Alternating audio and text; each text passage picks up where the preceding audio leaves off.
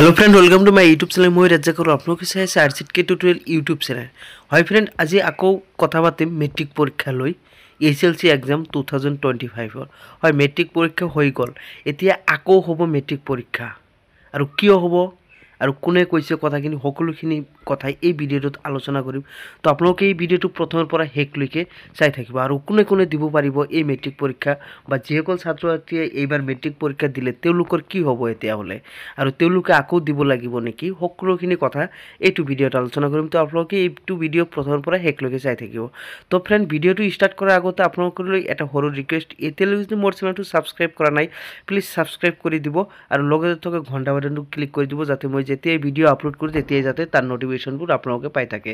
তো হক আজিৰ ভিডিওটো আৰম্ভ কৰো হয় আজি ৰাতিপুৱা এটা ঘোষণা হৈছে যে মেট্ৰিক পৰীক্ষা আকৌ হ'ব আৰু কেইদিনমান পিছতে বেলেগকৈ আকৌ মেট্ৰিক পৰীক্ষা হ'ব আৰু সেই পৰীক্ষাটো কোনে কোনে দিব পাৰিব কোন কোন ছাত্ৰ ছাত্ৰীসকলে সেই মেট্ৰিক পৰীক্ষাটো দিব লাগিব ইয়াত এটা কথা উল্লেখ কৰিছে 6000 পৰীক্ষাৰ্থী নিদিলে মেট্ৰিক পৰীক্ষা হয় এইটো কথা উল্লেখ কৰিছে অখিল গগৈয়ে আৰু কোন সেই 6000 পৰীক্ষাৰ্থীয়ে মেট্ৰিক পৰীক্ষা দিব পৰা নাই যিসকলে এই জুমিৰ বিনন্দিনীত ভাগ লৈছিল বা অলপ কেইদিন আগত আমাৰ প্ৰধানমন্ত্ৰী ডাঙৰীয়া অসমত আহিছিল আৰু সেই সময়ত বিহুত যিবিলাকে ভাগ লৈছিল যিবিলাক ছাত্ৰ ছাত্ৰীয়ে সেইবিলাকৰ মাজত আছিল মেট্ৰিক পৰীক্ষাৰ ছাত্ৰ ছাত্ৰী আছিল 6000 আৰু তেও সেই 6000 ছাত্ৰ ছাত্ৰীৰ বাবে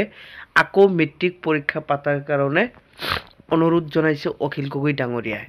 তো ইয়াত কি কৈছে যে জুমিৰ বিনন্দিনীত ভাগ লোৱাৰ বাবে মেট্ৰিক পৰীক্ষাত অৱতীৰ্ণ নহল 6000 পৰীক্ষাৰ্থী বিষয়টোক লৈ ৰাজ্য চৰকাৰে ৰাজহুৱা বিবৃতি দিয়ক এই পৰীক্ষাৰ্থীৰ বাবে বিশেষ এইচএলসি পৰীক্ষা অনুষ্ঠিত কৰাৰ আহ্বান অখিল গগৈৰ হয় যদি এই মেট্ৰিক পৰীক্ষাৰ্থী হয় আৰম্ভ হয় এই পৰীক্ষা তেতিয়া হলে যিসকলে পৰীক্ষা দিছে তেওঁলোকৰ একো ধৰণৰ টেনচন কৰিব নালাগে তেওঁলোকৰ ৰিজাল্ট যেনেকৈ আহে তেনেকৈ আগৰ ৰুল মতে আহি যাব আৰু যদি সৰকাৰে মানি লয় বা যদি চাই যে 6000 ছাত্ৰ ছাত্ৰীৰ ভৱিষ্যত নষ্ট হ'ব সেইফালে যদি চাই ফেলাই যদি আকৌ মেট্ৰিক পৰীক্ষা পাতে তেওঁলোকে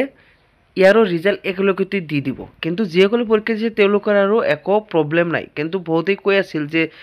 যদি মেট্ৰিক পৰীক্ষা আকৌ পাতে তেতিয়াহলে আমাৰ কি হ'ব এনেকুৱা কমেন্ট আহিছিল আমাৰ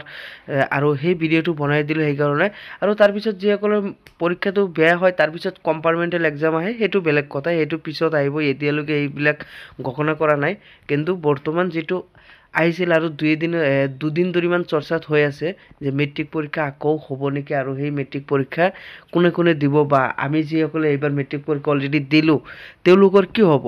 যে তেওঁলোকৰ একো নহয় আৰু যদি পৰীক্ষা হয় সেই এইটো পৰীক্ষাত বিশেষ মেট্ৰিক পৰীক্ষাতে এই 6000 শিক্ষাৰ্থীয়ে দিব পাৰিব যিসকলে এই জুমিৰ বিনন্দিনীত অংশগ্ৰহণ কৰিছিল তো সকলোৰ বাবে এইটো পৰীক্ষা নহয় আৰু এইটো অফিচিয়েল ভাবে এতিয়ালৈকে ঘোষণা কৰা হোৱা নাই যে আকৌ মেট্ৰিক পৰীক্ষা হ'ব নেকি কিন্তু এইটো অফিচিয়েল ঘোষণা হোৱাৰ পিছত তাৰ পিছতহে ক'ব পাৰিম যে এই 6000 পৰীক্ষাৰ্থীৰ বাবে আকৌ পৰীক্ষা হ'ব নে নাই তো আপোনালোকে ভিডিওটো শেয়াৰ কৰি সকলোকে জনাই দিয়ক আৰু তাৰ মানে এই মেট্ৰিক পৰীক্ষালৈ যেটো প্ৰশ্ন চলি আছে তেওঁৰ উত্তৰটো এই ভিডিওটোত হয়তো আপোনালোকে গোটেইখিনি পাই গৈছে তো আপোনালোকে এই ভিডিওটো যিমান পাৰে শেয়াৰ কৰি দি দিয়ক